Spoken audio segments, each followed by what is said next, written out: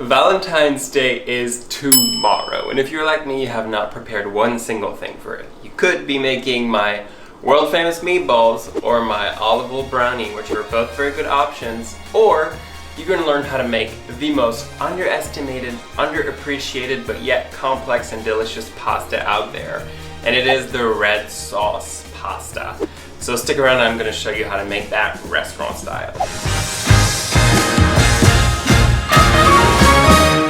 Red sauce pasta is actually one of the pastas I have made at every restaurant I worked at. It's the kind of pasta that I actually miss eating out. You would go out, it would cost you like $26. You don't understand why, but you get it. There's only 3 ingredients in there, and it just takes you straight back to your childhood because it is that level of comfort and deliciousness that you want to be able to make at home. So today I'm going to be a little bit more precise. I may show a little bit more measurements thoroughly because I really want you to be able to make this very, very delicious restaurant quality sauce at home. So let's get right into it. For the sauce, it's something you can be making the day before, the week before, or really the day of. So we're gonna start with a few ingredients, but the first one being garlic. I'm gonna simply take 4 cloves of garlic and peel them. You don't necessarily need to smash them, but I will just do it so they're a bit easier to peel. You don't even need a knife for this recipe. All right, so 4 cloves of garlic are peeled. And then onto a cold saucepan, I'm gonna be putting a 1/4 cup of olive oil. I know this seems like a lot, but it's really not. If it makes you feel less bad, it's 4 tablespoons, and I'm gonna add those into my cold pan. And then our garlic is going in. Like I said, it doesn't need to be smashed. You can stay pretty whole. And we're gonna start this pot at a medium to low heat. We're slowly cooking that garlic without trying to get too much color, and we're gonna really infuse that olive oil. So while the garlic is slowly cooking, we're gonna take care of the tomatoes. Tomatoes today, I'm using one of those 28-ounce cans, and it's good if you use something a little bit more expensive, like, you know, one of those $4 cans. When the tomatoes are a bit more expensive, they are typically harvested when they're a bit more ripe.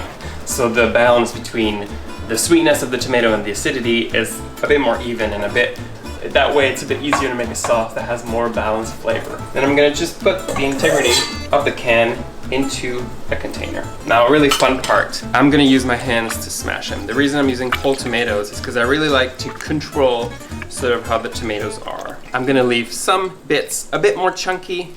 Last thing to this, I'm using 1/2 cup of water just to rinse off my can, and we're gonna use that water also to create the sauce. So tomatoes are now ready for the sauce. Okay, so my garlic is finally cooked enough. It's been about 5 minutes. How I know it's cooked enough, you can press them and it will smash. You don't need to smash them, but that's a good way to know they're cooked. Now that they're fully cooked, we're gonna bloom all the aromatics. I'm measuring because I want you to be able to do the same. So I'm gonna do a teaspoon of dried oregano, a teaspoon of chili flakes. That is going in. Then put that off for a few seconds before we add the tomato.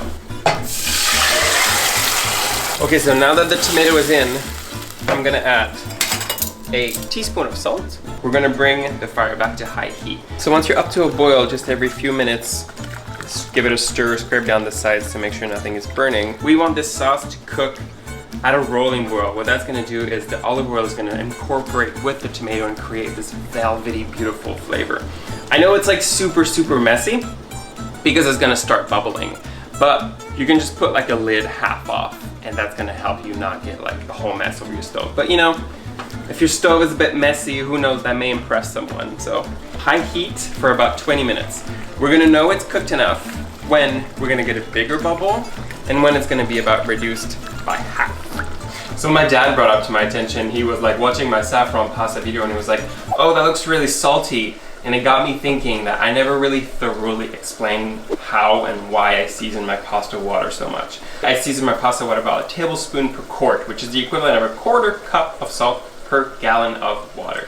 And the reason for doing that is the earlier we use salt in the process of cooking pasta, first of all, it's gonna evenly season the pasta.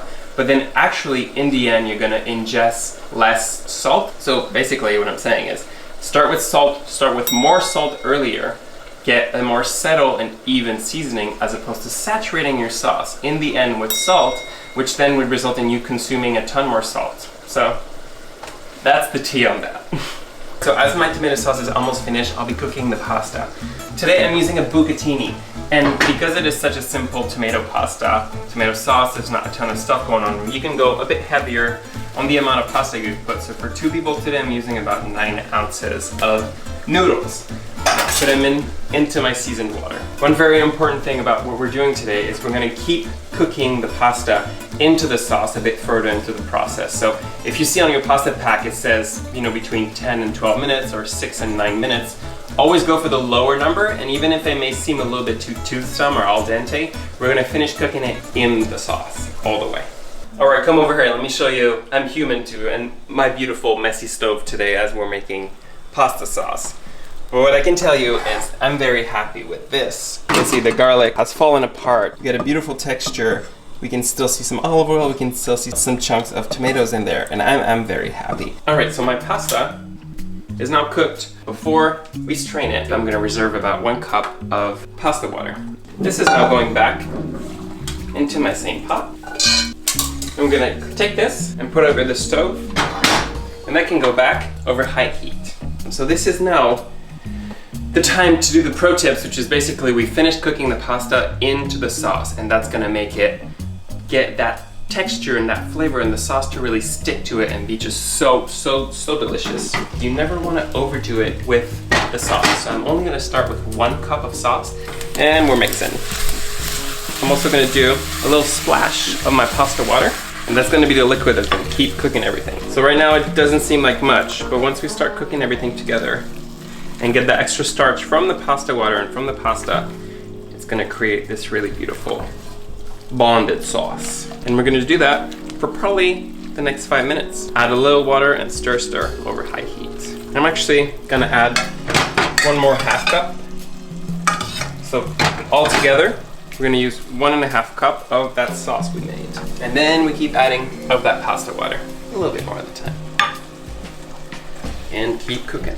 It's starting to come together. We can see the pasta, the actual noodles are turning a little bit more red. The sauce is becoming a little bit more creamy, and we're headed in the right direction. Oh, it's getting really good. You're gonna like that. You're gonna like that a lot. It will change your world. I think it will change your world.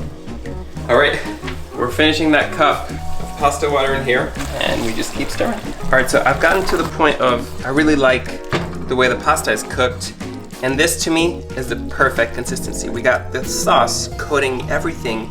It's cooked within the noodles, and you see, this is the perfect amount of sauce to me. You get a little bit of leakage, but it's not just swimming in sauce. I have not even had to add, wow, that's complicated sauce. Oh my God. I haven't even had to add 1 grain of salt because of how thoroughly seasoned the noodles were. And also I added a little bit of that, a cup of that pasta water. So it just ended up being this perfect balance between the acidity of the tomato, the saltiness of the noodles, and then now we're ready to plate.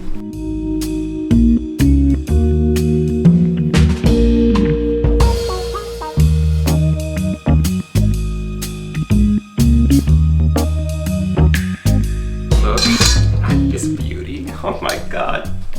You're gonna wanna scrape that off. So get yourself a rubber spatula and get that pulled away down here. Beautiful. Doesn't need anything else other than some Parmesan. Hard times here, we're human, so this is the block of Parmesan we're dealing with today. A little bit.